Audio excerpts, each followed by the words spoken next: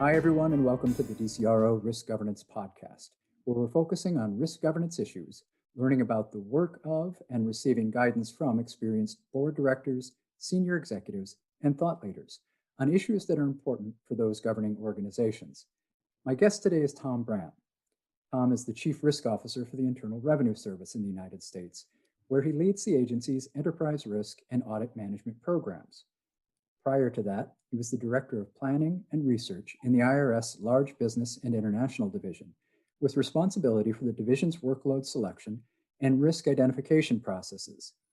In 2016, Tom served as the head of the Tax Administration Unit at the OECD in Paris, where he led the work of the Forum on Tax Administration, a body that brings together the leaders of tax administrations from more than 50 countries. After returning to the IRS in 2017, he founded and continues to serve as chair of the OECD's Enterprise Risk Management Community of Interest. He's been a member of the board of directors for the Association for Federal Enterprise Risk Management and served as its president in 2019. Welcome, Tom. Thanks very much. It's a pleasure to be here, David. And I'm happy to have you with us. I'm going to start with the surprising thing that I learned, which is that the IRS has a chief risk officer. I think others are going to be surprised to learn that the IRS has someone in this role. And I wondered if you could give us a little bit of the history behind its creation and then your decision ultimately to become that chief risk officer, because I think there's a little bit of a story behind that. Yeah, well, it's interesting, David, and I think a good question for us to start with. The IRS, probably back in the 2010 to 2013 timeframe, had been experiencing kind of a number of what I'll call risk events. And, in a review kind of what was going on, I think there was an assessment that there were missed opportunities where had leadership or management been made aware of, percolating issues sooner, or perhaps had taken a broader view of the risks associated with some of these issues, that something could have been done before these events turned into kind of crises. So after kind of one of the more significant events that affected the agency, there was an after event review that was done. And kind of one of the key recommendations coming out of that was that IRS needed to have a capability to identify and escalate risks more quickly and to be able to look across the entire organization, at a full range of risk, and certainly make sure that leadership was aware much sooner of, issues as they were percolating. And so that recommendation included the tie-in to enterprise risk management and also the establishment of a chief risk officer position.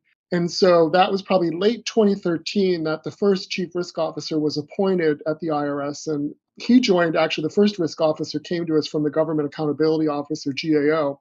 And I was asked to work with him early on as the program was first being set up. And then in 2014, he decided to take an opportunity in the private sector. And our commissioner at the time asked if I would be interested in stepping into that role. I was really quite content at the time with the position I had, and I was not living in the DC area at the time. But it was painful to see kind of what the IRS was going through and all the kind of consequences we were feeling because of some of those risk events. So I saw this as an opportunity for me to perhaps help the agency get through that and maybe position it better so that, going into the future, we would avoid, those types of situations. So I did agree to take on that role, and I moved back to Washington and, again, I've pretty much been serving in that capacity since, and hopefully, have been able to make a difference for the agency and, in its overall stance and capabilities in addressing and managing risk. So it sounds in a way like there were headline events. And I talked to people about where risk departments come from. Sometimes they come through regulatory fiat. Sometimes they come because people understand that there's value that can be added from it. And other times they come from experiences. And it sounds to me like what you had described was bad experiences and that somebody wanted to try and make sure those things didn't happen again. Was the GAO the source of that? And is that why the first chief risk officer came from there? No, but there were some risk events that were tied in with some oversight that both our Inspector General and GAO, I think, were asked to look into, after some of those events occurred. But I believe just because GAO has had a broader experience in managing and addressing risk government-wide, and of course they've had the high risk list in place for almost 2 decades, I think there was a recognition that GAO would have some expertise and experience that could help us. But you're certainly right around headline events being kind of a reason why, IRS added or introduced the ERM program in a CRO position. And I oftentimes tell folks, don't wait for the headline event to be the reason why you establish an ERM program or designate a CRO. You're better off getting ahead of that and avoiding it by making the investment and using that to your advantage for sure. Well, and I think that ties into this idea, and we'll in a second talk about a couple of articles that you've written that I really enjoyed, by the way. One of the places that I was reading your writing, I saw you describe your work as enabling the identification, prioritization, evaluation, and treatment of key risks to achieving the IRS mission. Now, a lot of people might just think of the IRS mission is to get our money. And it's an interesting idea because I think there probably are some subtleties to this that most people don't understand. But we had Bart Madden, and I reference his podcast with us in his book quite often because I think they're so good, and I would encourage anyone to who's listening to read that. But he describes firm risk, anything that stands in the way of an organization realizing its purpose.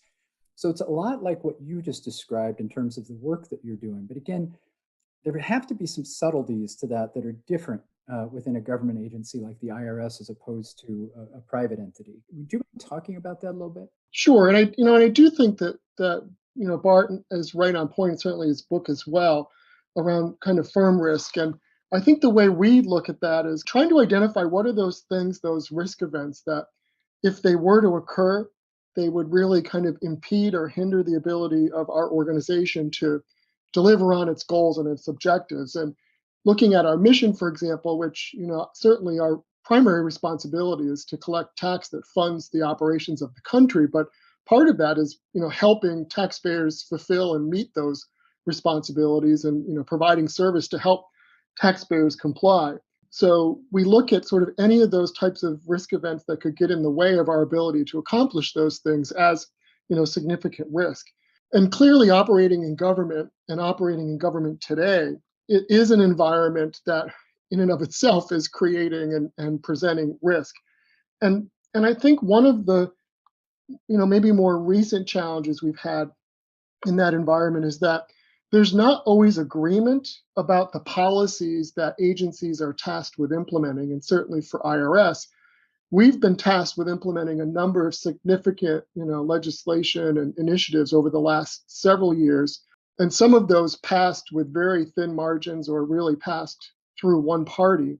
And what that means, though, is that when we're then tasked with implementing that legislation or those acts, the political disagreement doesn't end at the time the act is passed. That then carries over or spills over into when the agency is trying to implement that. So it adds a whole nother layer of risk around our ability to operate and what we've been challenged and tasked with accomplishing, because we're at that point then tasked with implementing something where there still isn't broad consensus. And I think that has created some specific challenges from a reputational standpoint, a trust standpoint, that we've had to factor in and probably take extra steps, particularly around communication, to make, I think, all stakeholders and interested parties more fully aware and understanding of what we've been tasked with implementing and how we're going about doing that. Well, and you use the word stakeholders, which is something that's important to me because you've seen some of the stuff that I've lectured on in that. But it's Yes. important to everybody, I think, that are looking at how corporations perform, or in this case, a government enterprise. Your stakeholder base then changes. The challenge, it sounds like, for at least your agency and maybe all the other agencies, is that if you're going to try to put a 3 to 5 year horizon on planning, there are at least one, if not two, election cycles in that horizon. So that stakeholder group can change dramatically. Is that sort of what you're saying in terms of when policy isn't fully settled, but you still have to implement it? Yeah, I mean, I think that's fair, David, is that we can be tasked with implementing something that one administration or Congress puts in place. And then if there's a change in leadership or parties in the next election, then, the course can change. And then that can, cause us to have to redo or pull things back or implement something, in a completely different manner. But even during the course of a single administration or a single Congress, because there's not the level of consensus that there used to be, I think, on more of these, larger policy issues, that disagreement probably still continues and rolls over even into the time when we're, trying to implement programs. And I think, that just creates again that level of risk because we're operating in an environment where there isn't full support behind what it is we've been charged with doing. And I think too of long-term versus short-term planning and those kinds of horizons. And when we talk about value creation, typically when we think about that in the private sector, it has more of a long-term focus to it. So if I start to think that my board of directors, for example, might change every 2 years and might change radically what it's wanting, that makes it much harder for me as somebody trying to implement the board's directives, I think, to do that well. But can we talk about value creation in the public sector, or is that just something that is only in the private sector? Well, I mean, we aren't, of course, building necessarily market value in a government agency, but for us, I think what we try to look at as the item or the issue that we're trying to protect and promote is our mission. And so that's really what the value is that we're trying to enable or advance or build on is our ability to deliver on the mission of our organization. And we're using our risk management program as a way to, again, identify what are those things that could impede or get in the way of our ability to effectively deliver on our mission and hopefully build and strengthen that capability over time. So again, while we're not creating necessarily market value, as a private sector company might do, we are promoting value more broadly for the government and for the country and trying to do that through the achievement and delivery of our mission. Yeah, and you're getting, again, something near and dear to my heart, which is value that's created that's really difficult to measure. I mean, I suppose you could measure it in terms of tax revenues collected or some other metric. But when we get to things, and we'll talk a little bit, I think, more about trust or people's favorable view of an enterprise, and that enterprise can be a government agency. I think there is value that's created that is really difficult to measure, but nevertheless something that's important. So I want to talk a little bit about an accomplishment of yours. You recently completed our program, or the DCRO Institute's program, on the Certificate in Risk Governance. And first off, congratulations on that, because that's how you and I got connected here. It's how I learned that the IRS has a chief risk officer. And it's also, there's a lot of work in that program. So congratulations for getting through that. But I also want Thank to you. ask, yeah, well, no, it's well earned. I want to ask you though, because one of the things we try to do in that program is to give board members a perspective on how a risk infrastructure works from a governance standpoint, but also to give people who are in roles like yours as a chief risk officer some perspective on what a board needs. Now, I'm not sure at the IRS who you consider to be your board or what would be the equivalent of that.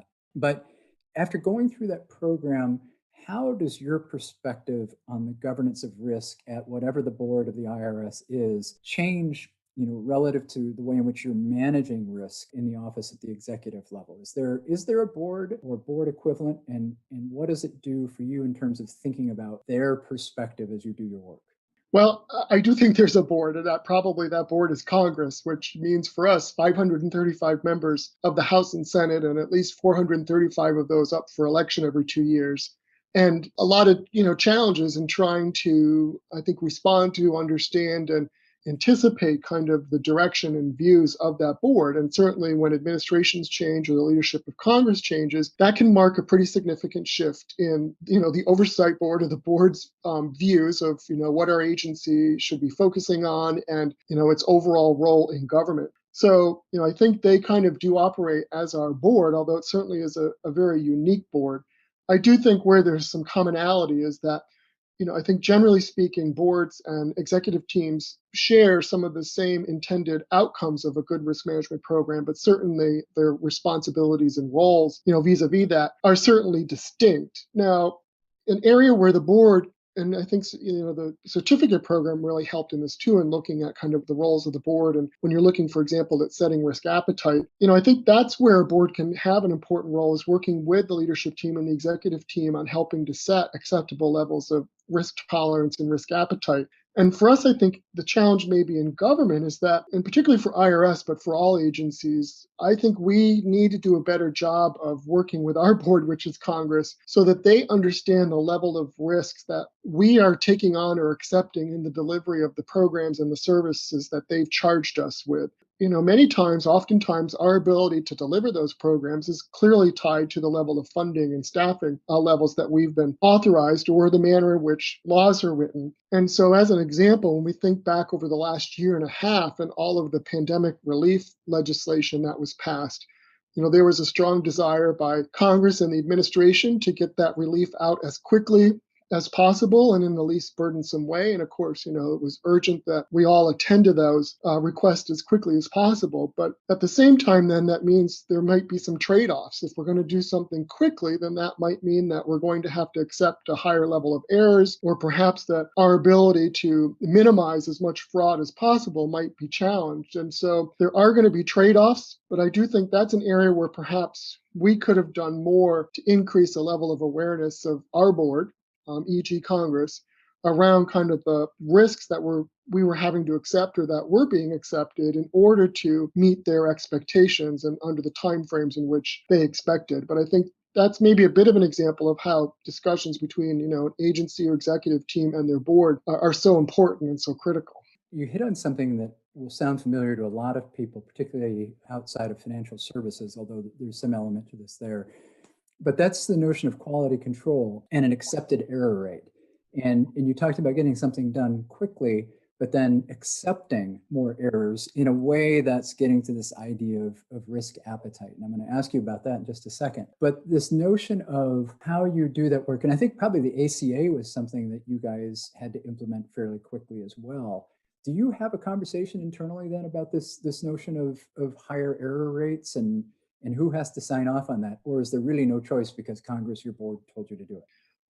No, we will have discussions, and certainly we operate in an environment where we report to the Treasury Department, and then we've got the Office of Management and Budget that's involved. You've got the administration, you've got our oversight committees in Congress, and then we also have our oversight bodies, the Government Accountability Office, our Inspector General. So, there oftentimes are discussions around kind of the trade-offs that, it might take us this much more time in order to develop this program in a way that's going to reduce errors or reduce opportunities for fraud by X%. But doing that means we're going to delay the implementation or payments by a certain amount of time. And is that something that's acceptable? And I think those, again, can be challenging and difficult discussions to try to balance, I think, the broader interest of, why those programs were implemented with kind of some of the impacts or effects, if things are delayed or not rolled out as intended. But I think why that's so critical is because, after the program's implemented, the payments are made, and then the audits and the oversight are conducted to show, well, IRS issued these payments and had this many errors, or they allowed this much fraud, then we're the ones sort of having to answer those questions. And that's why I think it's critical for us to try to have those discussions up front so that we know going in, kind of in our broad set of stakeholders, kind of what to expect. Yeah, it's interesting. You bring back some memories in the financial services side of early in the days of risk management or modern risk management, where risk was the department you blamed if things went wrong, as opposed to integrating into the things up front, like you'd said. So you hinted at the beginning. I mean, we talked about the origin of your role and origin of a risk function at the IRS coming from some headline events. And then there's an article that you wrote describing some of that. I think it's probably about in 2018 called Lessons Learned the Hard Way. You talk in there too about a word that you mentioned earlier, which is trust.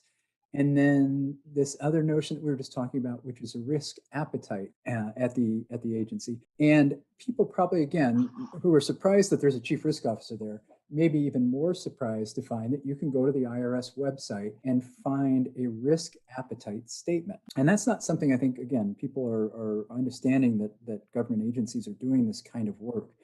But let's talk about the IRS's risk appetite statement in relation to trust building.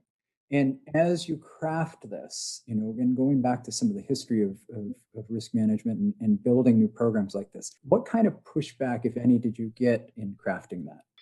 It's a good question. And for me, this was a really eye-opening and I think insightful exercise that I helped facilitate with the leadership team at the IRS. And, I think notionally we all accept or assume that we know what our risk appetite is, or we have a general sense of an organization's risk appetite. But when you ask people to write it down and to put in writing what the level of risk is that you're willing to accept, and what are those areas where you're willing to take more risk, and areas where perhaps you want to take less risk. That is a really, I think, interesting exercise, because it does then highlight for you where there can be some disconnects. And I think, when you talk about the trust aspect, for us to be able to be very transparent throughout the organization in all areas and putting out there kind of our view of where we're accepting more risk and where we're less risk tolerant, there's variability in an organization as large as the IRS. And I think the exercise wasn't around,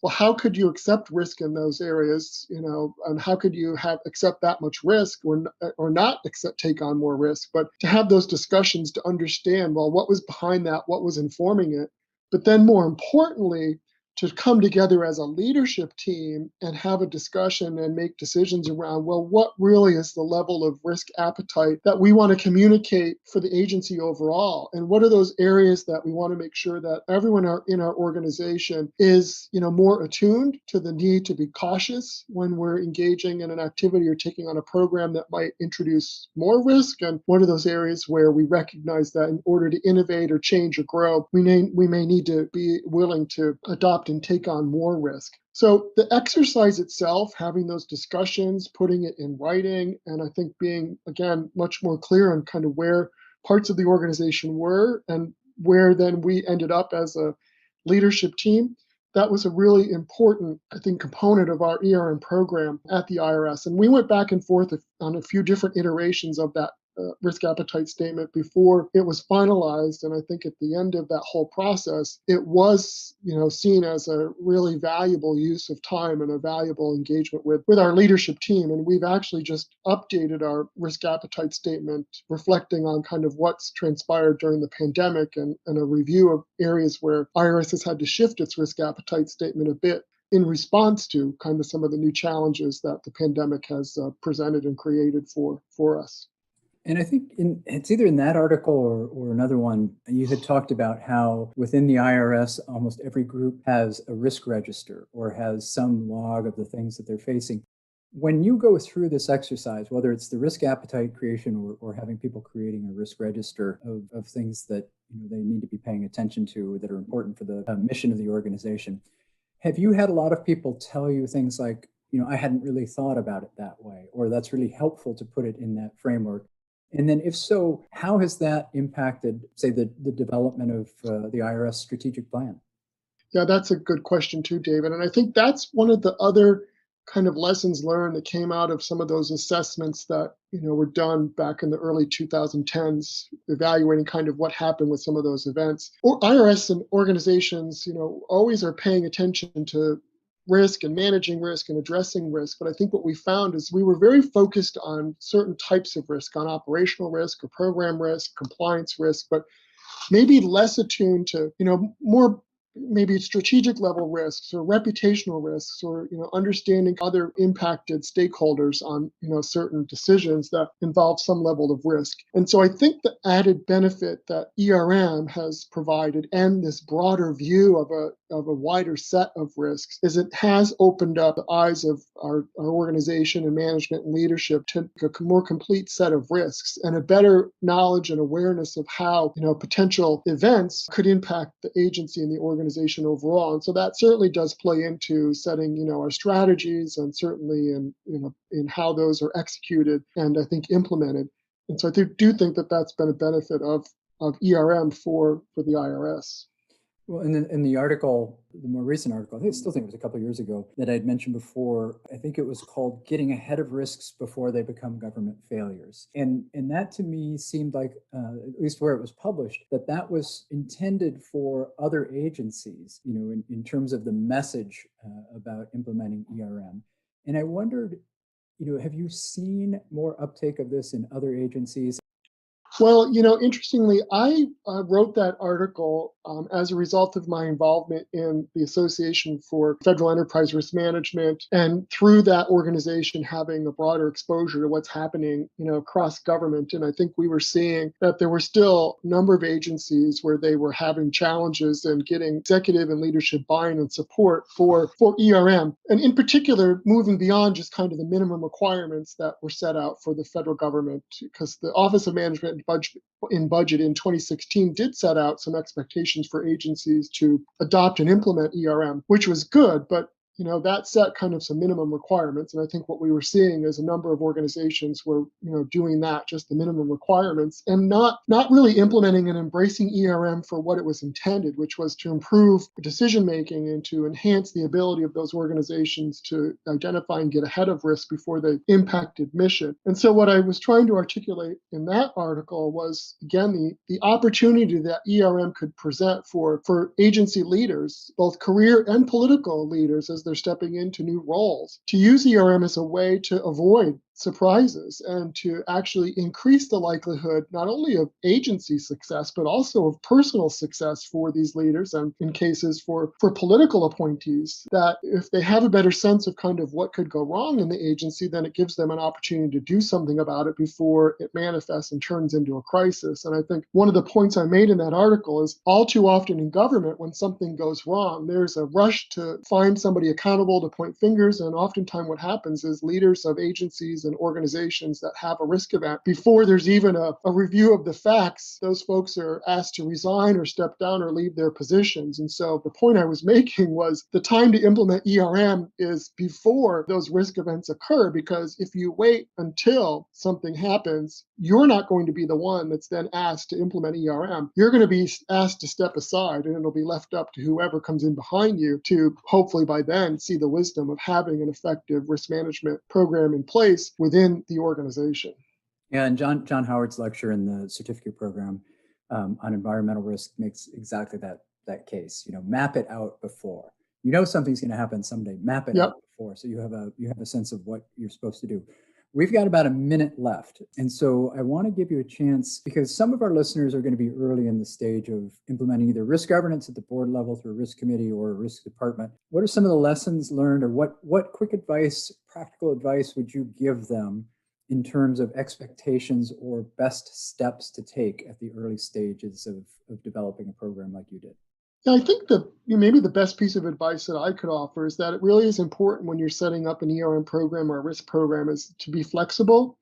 And I would highly recommend and encourage the use of a maturity model or a capability model approach, that you're setting out kind of what you're hoping to accomplish and what you're hoping to set up and put in place over a defined period of time, recognizing that you can't do it all at once. And if you try to kind of come in and get everything done at once, you're going to have a hard time doing that. You've got to be willing to take the time to put the components in place, to have means for gauging and collecting feedback, to have a willingness to pull something back if it's not working as intended, and to regroup and figure out a way to redeploy that in a manner that is more likely to be successful. So I think it really helps if you view this as a journey and as a practice that you're seeking to more broadly integrate into the way the organization operates, so that it's not in the long term viewed as just something that we do in addition to everything else, but it's actually an integral part of strategic planning, performance management, decision making of the organization, and that over time that it perhaps is then viewed as something that we just naturally do as part of those activities in our respective organizations. No one who knows me will be surprised by the fact that I love the positive aspect that you're putting into this. It's really essential for us in risk. When we get something implemented upon us, we don't like to engage it as well. But when we see the benefit to it and the positive side, which you've just described over the last few minutes, I think it becomes much more ingrained in what we're doing.